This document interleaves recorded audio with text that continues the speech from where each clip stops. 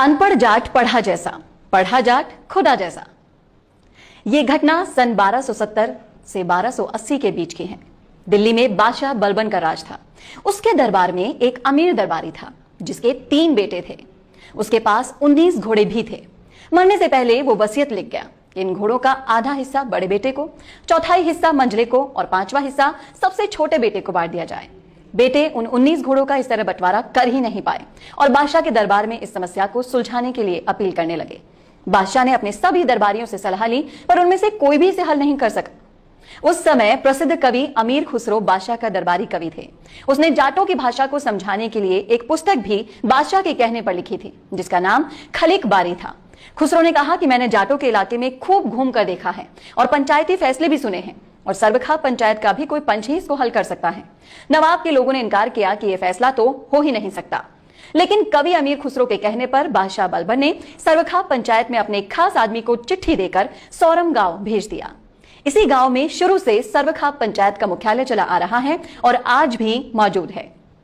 ये चिट्ठी पाकर पंचायत ने प्रधान पंच चौधरी राम सहाय को दिल्ली भेजने। चौधरी राम सहाय ने अपना परिचय देकर कहना शुरू किया, शायद इतना तो आपको पता ही होगा कि हमारे यहाँ राजा और प्रजा का संबंध बाप बेटे का होता है और प्रजा की संपत्ति पर राजा का भी हक होता है। इस नाते मैं जो अपने घोड़े साथ लाया हूं उस पर भी राजा का हक बनता है। इसलिए मैं ये अपना घोड़ा आपको भेंट करता हूं और इन 19 घोड़ों के साथ मिला देना चाहता हूं। इसके बाद मैं बंटवारे के बारे में अपना फैसला सुनाऊंगा। बादशाह बलबन ने इसकी इजाजत दे दी और चौधरी साहब ने अपना घोड़ा उन 19 घोड़ों वाली कतार के आखिर में बांध दिया। इस तरह कुल 20 घोड़े हो गए। अब चौधरी ने उन घोड़ों का बंटवारा इस तरह कर दिया, आधा हिस्सा यानी कि 10 घोड़े उस अमीर के बड़े बेटे को दे दिए, चौथाई हिस्सा यानी कि 5 घोड़े मंझले बेटे को दे दिए, 5वां हिस्सा यानी कि 4 घोड़े छोटे बेटे को दे दिए। इस प्रकार 19 घोड़ों का बंटवारा हो गया। 20वां घोड़ा चौधरी राम सहाय का ही था जो बच गया। बंटवारा करके चौधरी ने सबसे कहा, मेरा अपना घोड़ा तो बच ही गया है, इजाजत हो तो इसको मैं ले जाऊं। बादशाह ने हाँ कह दी और चौधरी साहब का बहुत सम्मान किया और बहुत सारी तारीफ की।